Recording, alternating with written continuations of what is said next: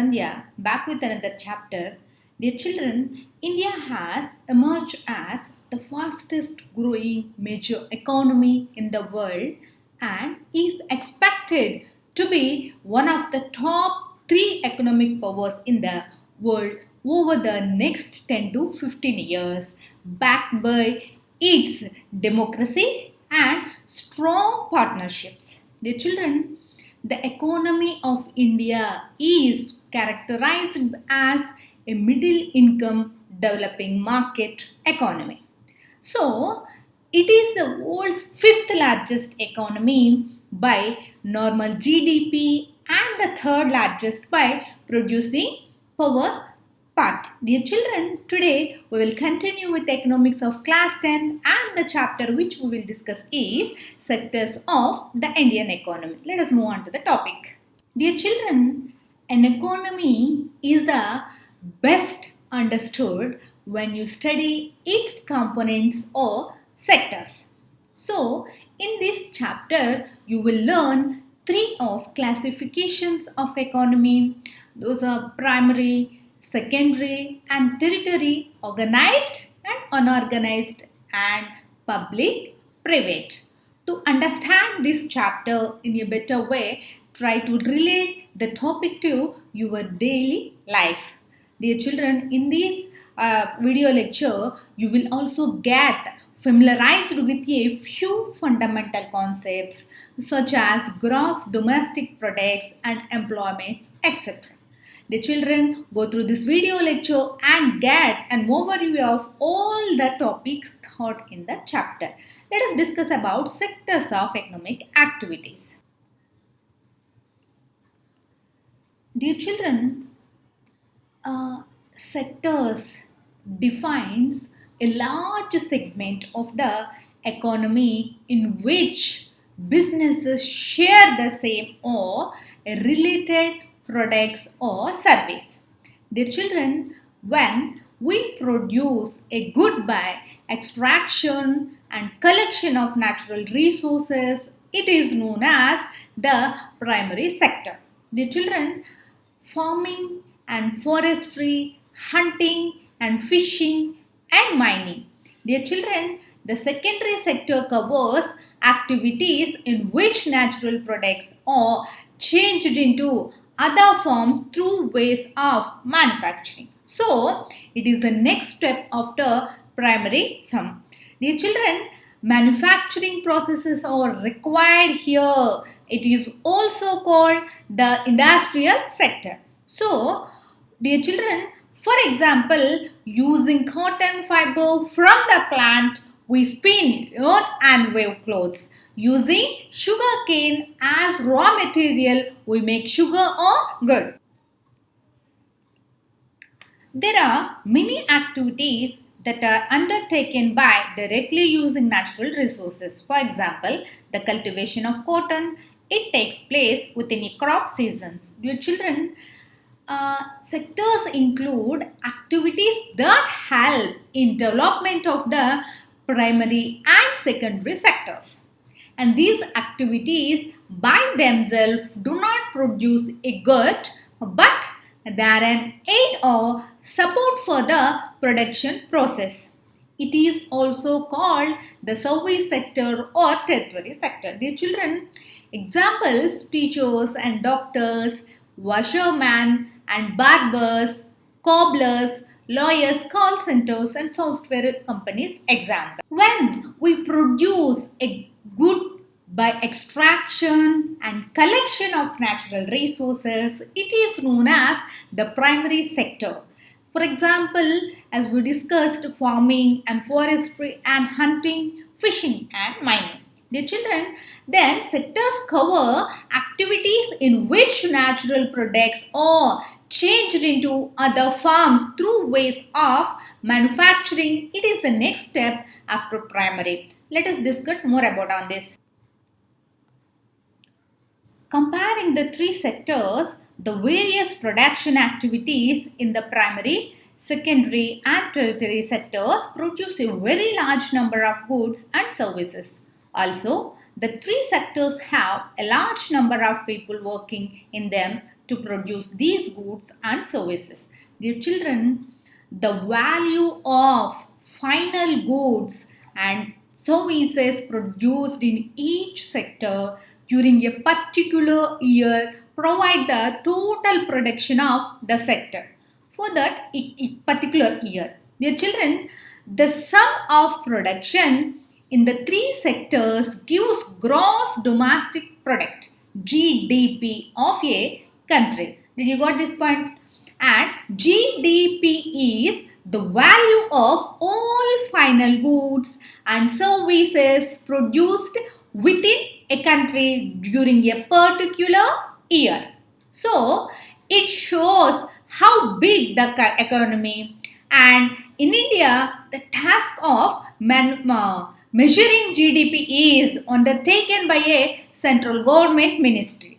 Dear children, the graph below shows the production of goods and services in the three sectors. Observe that and emerged as the largest producing sector in India. Dear children, replacing the primary sector, the tertiary sector has become important in India, and because of few reasons. Let us discuss about that. Observe the given picture carefully once. Services such as hospitals, educational institutions, and post and telegraph services, police stations, courts, and village administrative offices, banks, etc., are considered as basic service and or necessary for all people.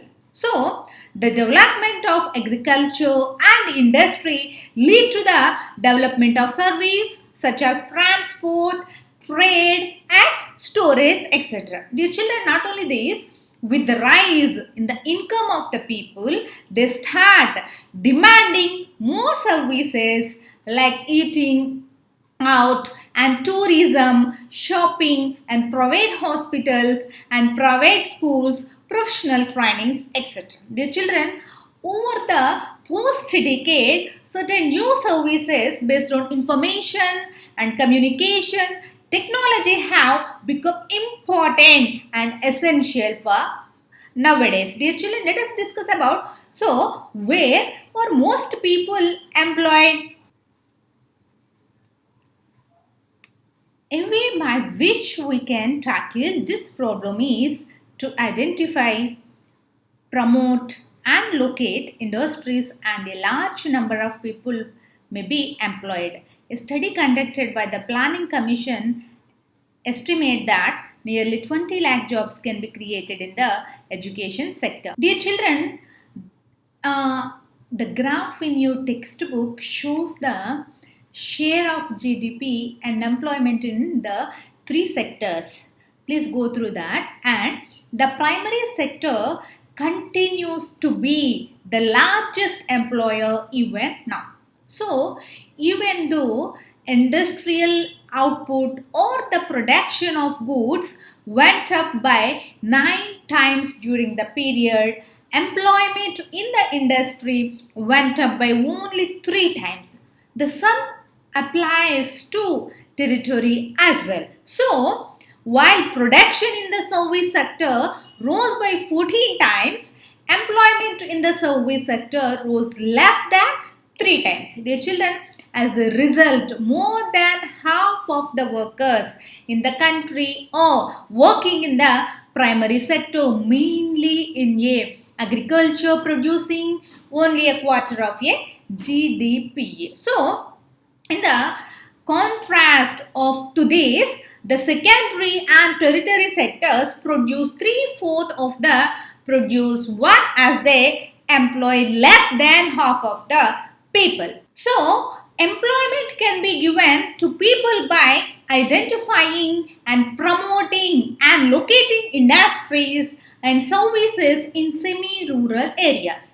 So, every state or region has the potential for increasing the income and employment for people in that area. So, it can be done by tourism or regional crafts industries or new services like ITs. Dear children, a study conducted by the Planning Commission estimate that nearly 20 lakhs jobs can be created in the education sector alone itself. So, the central government in India made a law implementing the right to work in about 625 districts of India. So, which is called Mahatma Gandhi National Rural Employment Guarantee Act, MGNREGA. Dear children,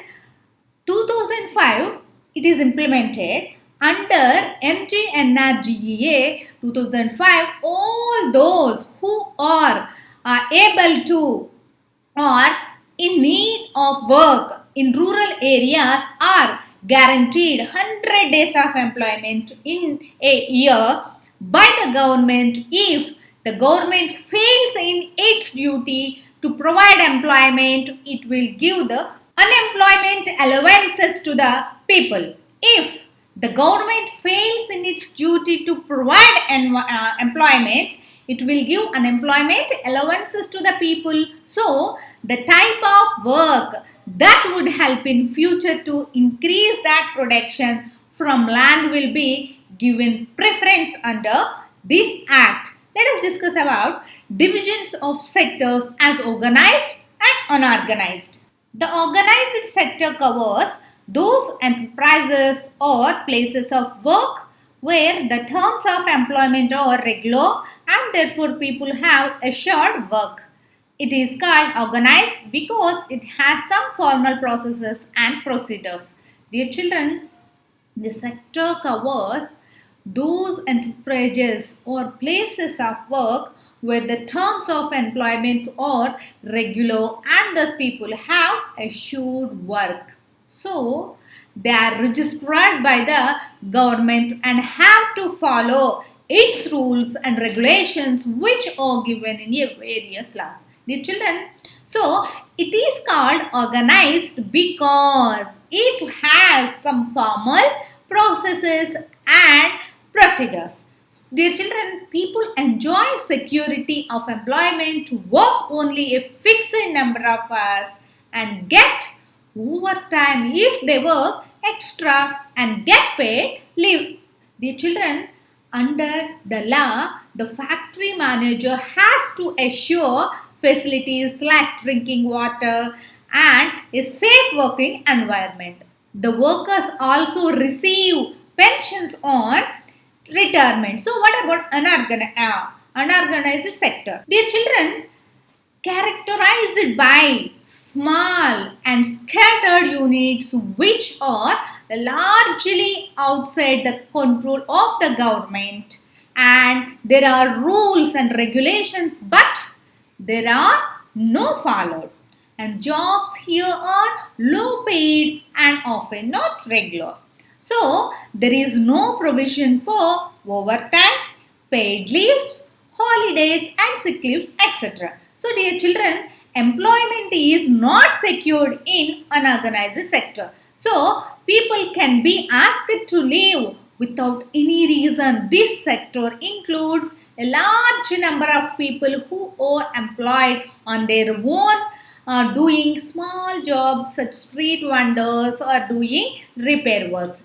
Then here it is very important, why should we protect workers in unorganized sector? Let us discuss about that. Dear children, in rural areas, the unorganized sector mostly comprises of landless agricultural laborers and small marginal farmers and artisans such as weavers, blacksmiths and carpenters, etc. So, nearly 80% of rural households in India are in the small and marginal farmer category. So, these farmers need to be supported through advocate facilities for timely delivery of agriculture inputs like seeds and credit and shortage facility and making outlet.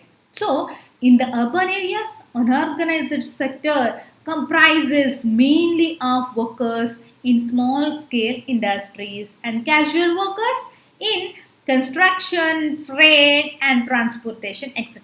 Dear children, so those who work as street vendors and head load workers and garment workers, and these are also including in this way. Small scale industries also needs government support for producing raw material and marketing of output. In these conditions, the casual workers in both rural and urban areas need to be protected. So, we also find that the majority of workers from scheduled caste, tribes, and backward communities find themselves in the unorganized sector. And besides getting the irregular and low paid work, these workers also face social discrimination. Your children, now the question arises, how to protect workers in unorganized sector. Let us discuss about that. The organized sector offers jobs that are the most sought after. It is also common to find many organized sector enterprises in the unorganized sector. Dear children, there is a need for protection and support of the workers in the unorganized sector. So, how we can do this? The government can fix the minimum wages rate and working hours. Then, the government can provide cheap loans to self-employed people, and government can provide cheap and affordable basic services like education, health, food to those workers. Not only this, the government can frame new laws which can provide provisions for out-time paid leaves and leaves due to sickness. In the private sector, ownership of assets and delivery of services in the hands of private individuals or companies. So, activities in the private sector are guided by the motive to earn profit, and companies like Tata Steel and Reliance Industries Limited, etc., are private owned. Then it comes to public sector. In the public sector, the government owns most of the assets and provides all the services. So, the purpose is not just to earn profits. Like railways or post offices is an example of the public sector. So, there are a large number of activities which are the primary responsibility of the government. Let us discuss some of them. Government raises money through taxes and other ways to meet expenses on the service rendered by it. Dear children, government have to undertake heavy spending such as the construction of roads, bridges and railways, harbors and generating electricity, etc. Also, it has to ensure that these facilities are available for each and everyone. So, there are some activities which the government has to support to encourage the private sector to continue their production or business. The government in India buys wheat and rice from farmers at the fair price and sells at a lower price to consumer through rotation shops. So, in the way, it supports both farmers and consumers and running proper schools and providing quality education and health and education facilities for all or some of the duties of the government. Their children, not only this, government also needs to pay attention to aspects of human development such as availability of safe drinking water and housing facilities for the poor and food and nutrition, taking care of the poorest and most ignored region of the country. Dear children, last but not least, one learns from book and example only that certain things can be done.